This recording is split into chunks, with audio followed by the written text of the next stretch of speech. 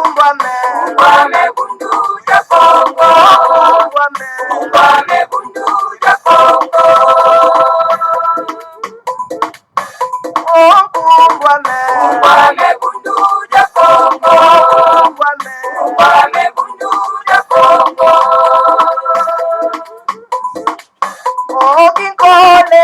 Kole kukongo ya mweniko. Kaya tela mane mumbande. Kumbuluza kanda ya Kongo. Kumbuluza kanda ya Kongo. Vita kukongo ya mweniko.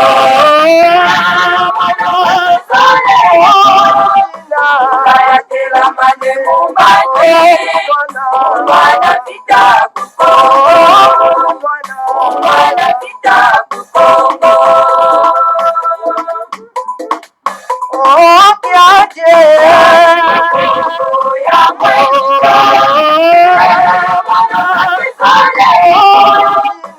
Kaya tela mane mumbande. Kanda ya Kongo. Kanda ya Kongo. Tombe ya mweniko.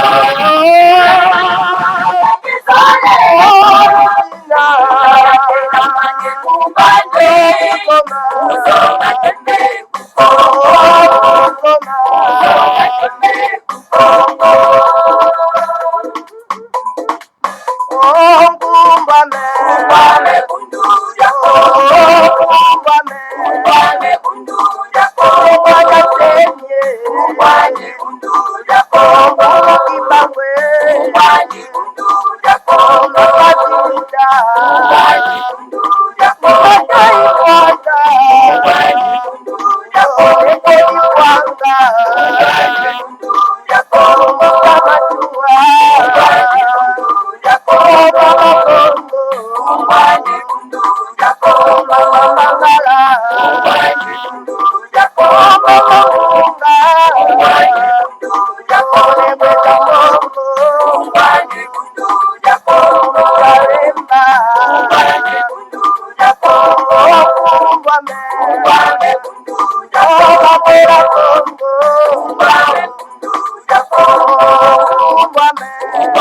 bundu ya Kongo.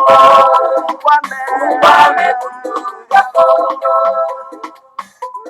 Matondo mingi bama batata bandeko balandi ya Congo bololo tala biso wana toyeli susu en tout cas na après-midi ya lelo pamba te lelo ezali ya solo pena en tout cas mokolo mwa misato ya poso mokolo mwa zomi na sambo ya sanza motoba mobu ya koto mibale na tuku mibale tokomi bongo na ngonga ya zomi na mine na miniti zomi na libwa engi koloba ngonga ya mibale na miniti zomi na libwa ya nsima nzanga topesi bino banso bayenge bambote pe balosako na bino banso bama batata bandeko ezali wa bino molobeli mbuta popelo bala elingi koloba malamu koloba toye na édition spéciale Congo Bololo pona 10-15 minutes seulement bama batata bandeko pona ko informer bino tout simplement que en tout cas bientôt les grands maîtres de Mandansemi les chefs saints de la race bantou donc à Kotika solo en tout cas hôpital il y a Saint-Pépé place Azaraki confiné Bama tata bandeko pour koka ko rejoindre solo en tout cas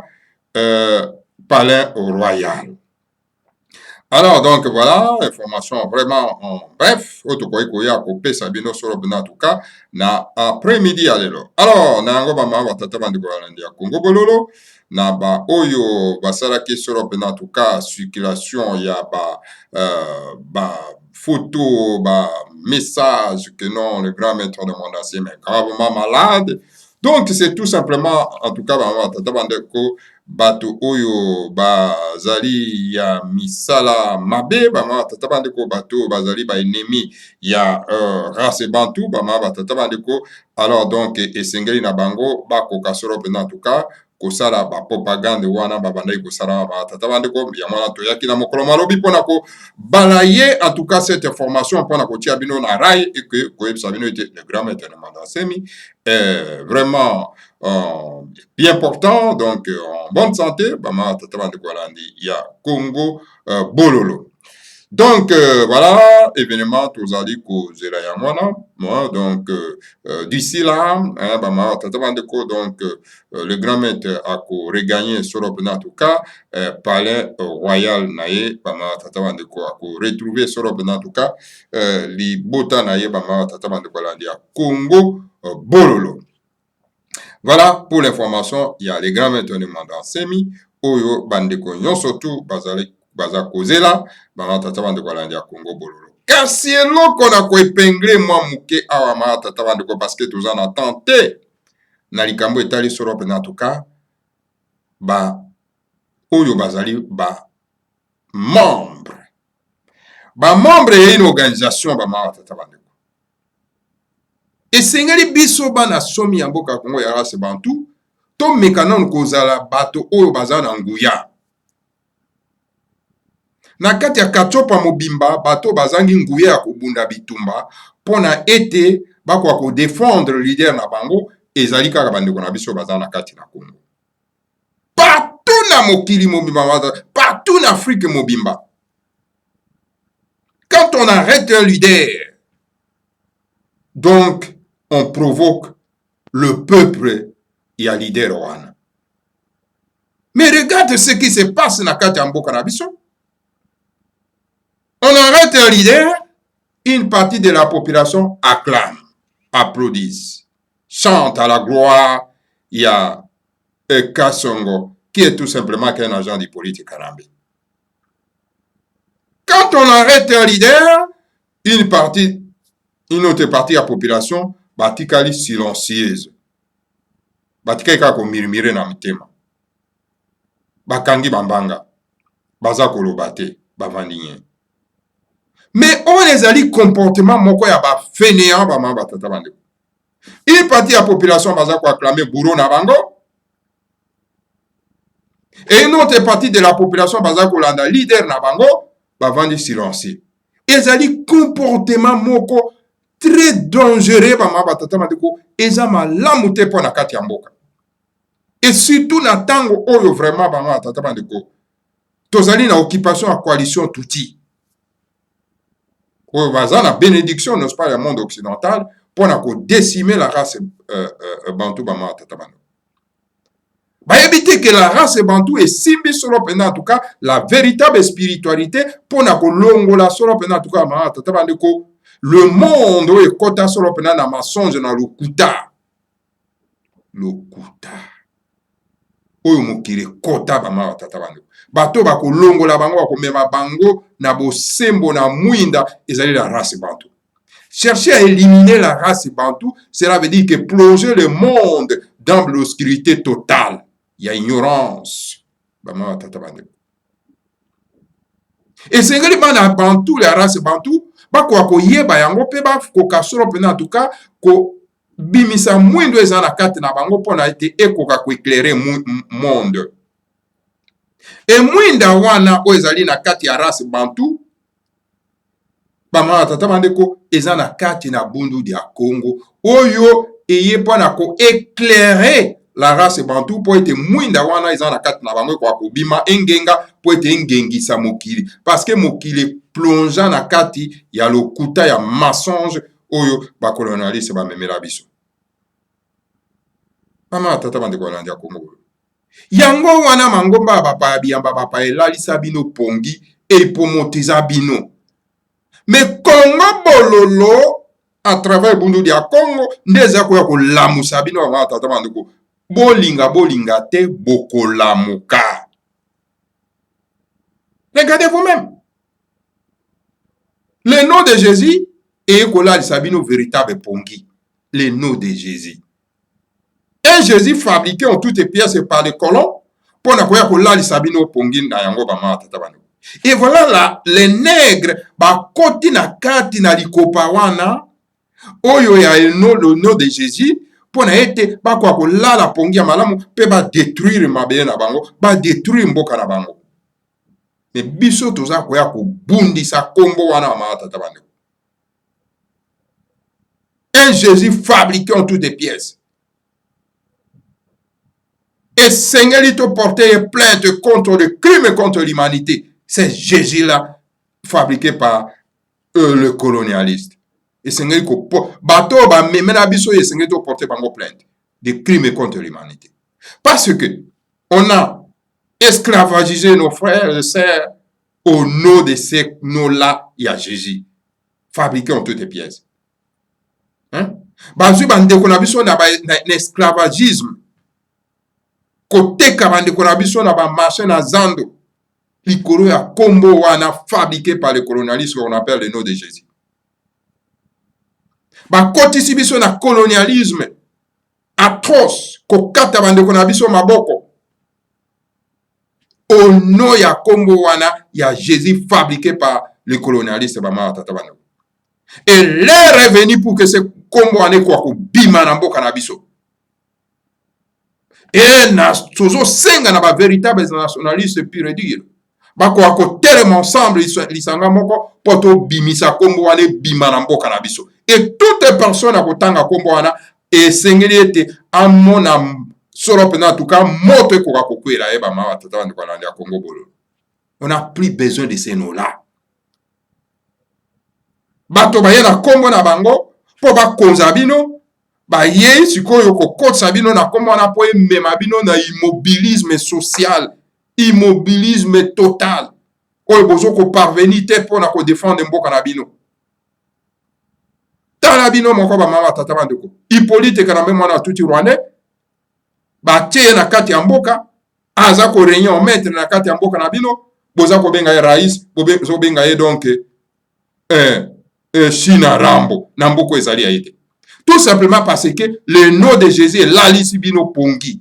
Et Hippolyte Kanamba a compris que non, pour mieux endormir ces peuples-là, il faut appuyer le bouton sur le nom de Jésus. Ce nom-là doit être banni. Et il fait zonga place yango utaki. On n'a plus besoin de ça. Et toute personne a même la biso kombo wana, et tout colonialiste a même la biso kombo wana, il doit être traduit en justice pour avoir nous amener nos soins de mensonges et induire notre peuple en erreur. Tant un peuple colonisé, devant celle-là, a commis complexé, a se débarrasser na angote. Et ce, na kombo ya Bible ya wana toujours, où ezali tout simplement un revolver. Et il y a que traumatiser notre peuple. Babosana mabele na bango. Bayebi ko tenir compte ya mabele na bango te. Likolo ya Bible. Okomona bango kaka o Bible elobi. O verset songolo elobi. Ba koma ba ko tanga ba koko ya ba paya.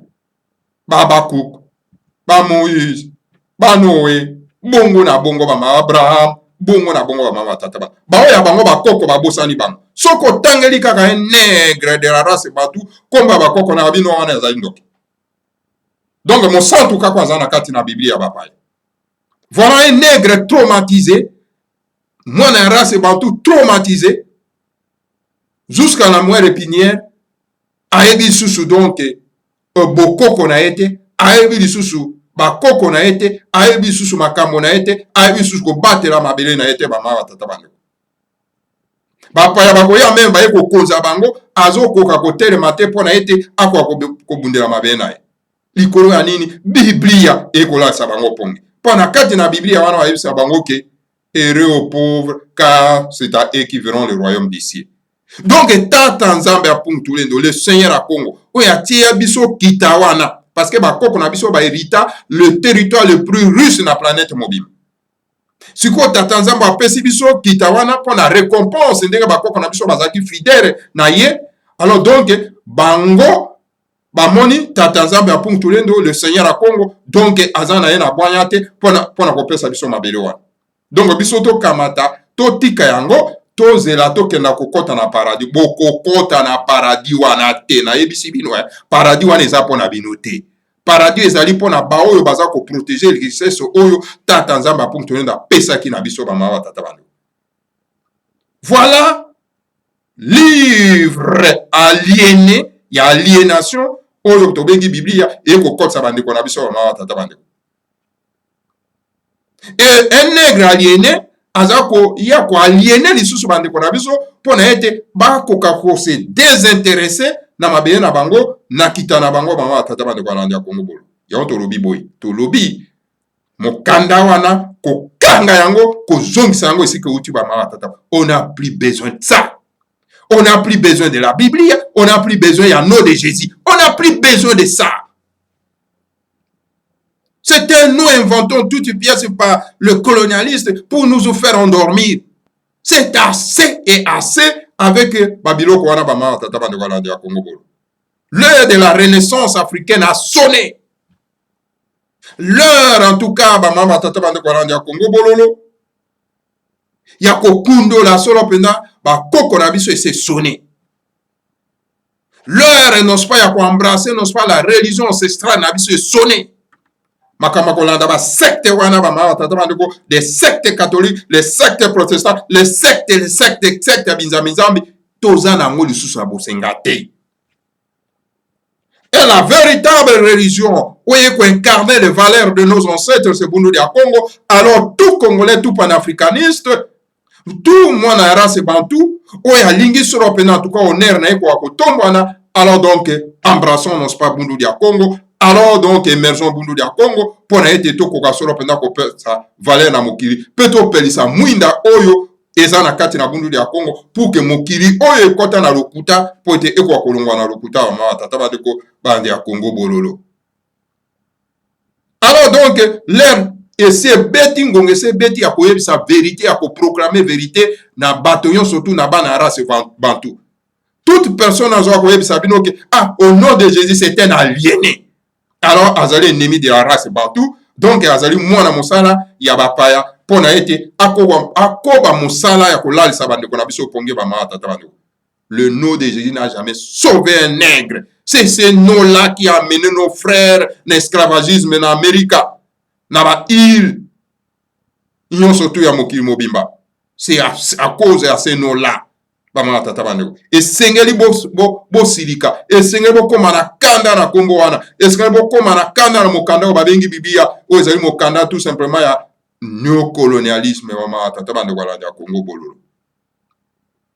Alors c'est pour cette raison bama batata bandeko okomona bango ata bazali koyebisa bango bo sembo bazali koyoka te bazali kanga miso parce que bazali traumatisé jusqu'à la moelle épinière. Alors esengeli to kenda ko kota na ba moelle épinière ko ya ko longo la solo pena tout cas kombo wana no de Jésus ko kenda ko longo la solo pena tout cas mokando ba bengi biblia o e kota na kati na misioni ya bandeko na biso bo baza ko yeba te pona ko défendre mabeye na bango. Tata nzambe a fonctionné de le Seigneur à Congo. Oyo azali nzambe ya bakoko na biso ba mama batata bandeko.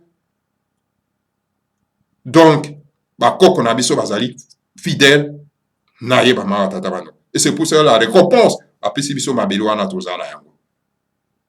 Et tala ba oyo basala ligabro ya kombo na Jésus baza ko se désintéresser bandeko na biso na kombo ya le Seigneur à Congo, na kombo ya bakoko na biso. Pona ete bakomisa bango en tout cas donc bana misana bango oyo bango bakosala ka mosoro mama tata bango na landi vidéo moko awa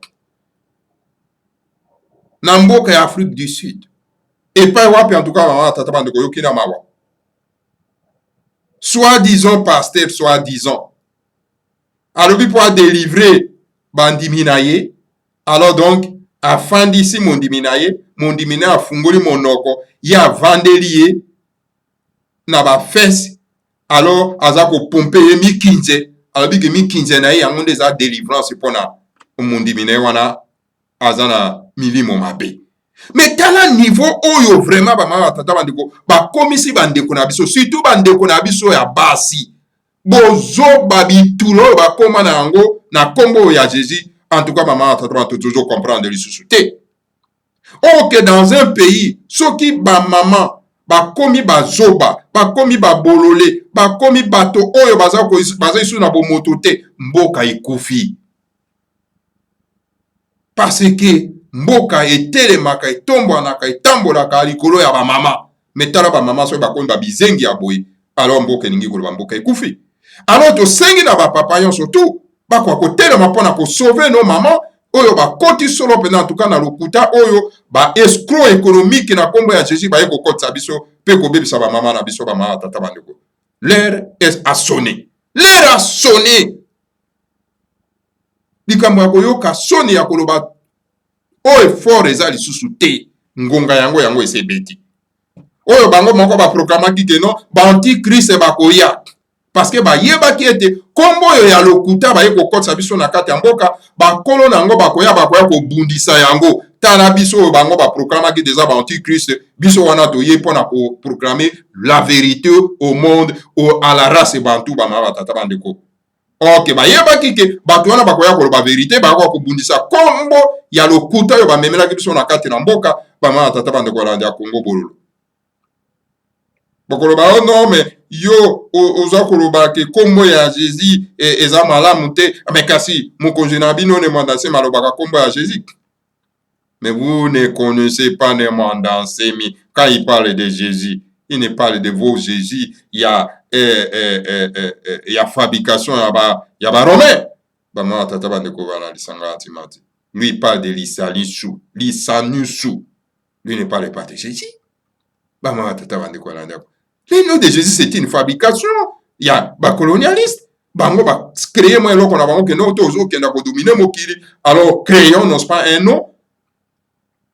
Alors créons maintenant image moko boye taillé yango nde bango sikoyo tokokotisa bango na milimo na bango alors donc eux tokodomine bango etala bana bilaka bango wana baye mpona kobundisa solo mpena tuka kombo wana mpona kobundisa solo mpena tuka lokuta wana mpona eke vérité ekoka koya kotriomphe bamama tata bandeko. Je lance un appel solennel à toute la race bantu ete esika na bino mpona ete bokoka kokoma na bosomi ezali solo mpena tuka bundu ya Congo. Tala na États-Unis d'Amérique bamama batata bandeko balandi ya Congo bololo. Kuna na États-Unis d'Amérique lokola baindo na bamindele bayokanaka te okomona bamindele baza na lingomba na bango ya christianisme banoire mpe bake basali na bango mangomba epa mpe bango moko kaka bakotaka lingomba yango nini kaka kisusu christianisme ya banoire. Voilà la foutaise. Au lieu bango kuna mindele basali lingomba na bango christianisme epa mpe bango bakotaka kaka bango mindele e baindo esengeli basala ya bango lingomba oyo lingomba ya bakoko na bango baubele ya bakoko na bango donc bundu ya Congo epa wapi ekoki kofonctionner epa wapi donc ekozala parallèle bango kuna bazobele ya bakoko na bango Abraham Jacob ande etc. alors epa yo boy bango bakoti na bango lingomba baza kobele ya bakoko na bango nenzala pandu mama kenglo fuma baza kobele bambuta batapala baza kobele bambuta kimbango baza kobele ya kipavita bazali kobele la bakoko ya bango. Mais bango bake ko former lingomba mususu parallèle kaka na kombo ya église chrétienne et pas bazobela isusu kaka ba kombo ya bapaya kuna ba ndeko o et pas bakotika koyokela bango te. L'heure de la vérité a sonné ba mama tata bandeko ko bundisa ba pasteur escroc pasteur économique wana pote batika ko light bandeko na biso pongi. Voilà ba mama tata bandeko balandi ya Congo bololo. Na yaki tout simplement pour kopesa bino l'information était bientôt le grand maître de Mwandasemi va quitter donc CNPP pour na kozonga solo pendant na kati na palais royal na yeba ma tata bandi kolandi ya Congo bololo. Alors donc oyo bomona ki yo surtout eza ko circuler ba photo ko laksa que le grand maître de Mwandasemi est gravement malade ezali bato oyo baza na souhait était le grand maître de Mwandasemi azala malade pour ete esala bango plaisir ba sepela parce que azali le seul azali ko bundisa solo pena en tout cas ba binzambi ba bonzambe na ba paya o aza ko zongisa solo pena ba indo na kati na bokoko na ye tala moindo lokola bunga aza ko benga donc lingomba na ye secte alors lingomba ya ba paya bengi yango église ba mama batata bande kwa landi ya Congo bololo. Alors tala buzoba oyo la race bato ekota et c'est pour cette raison okomona baza ko konza bango na moi minorité ya bato parce que bazali ya kobunga. Voilà, bama batata bandeko balanda Congo bololo. En bref, maye oyo na koyi ko memela bino solo pena information na ko memela bino solo pena en tout cas na pourquoi na lelo na après-midi à lelo yangwana. Alors donc totia matoi toyeba quand est-ce que le grand maître Mandasemi a quitté solo pena en tout cas hôpital ya mbato mabomba donc mokonini tokoyeba mais toyebi yango ete semaine o kaka donc bama batata bandeko le grand maître Mandasemi akokota solo pena en tout cas na palais royal na ye parce que mikanda esili kobima ete akoka kotika solo pena en tout cas CNPP abima bama batata bandeko balandi ya Congo bolo matondo mingi na bino banso oyo bolandi biso alors donc toza na bino toujours et à chaque fois que moi information ekokomela biso donc tokoyeba solo pena en tout cas kopesa bino yango bote bokoka kozala au courant mpona ete bokoka kokwea na baspéculation ya bato ya misala mabe te bama batata bandeko balandi ya Congo bololo. Que le Seigneur à Congo vous bénisse tous, bénisse le Mandasemi et bénisse la République fédérale du Congo, Ingeka, Ibobo, Ibo.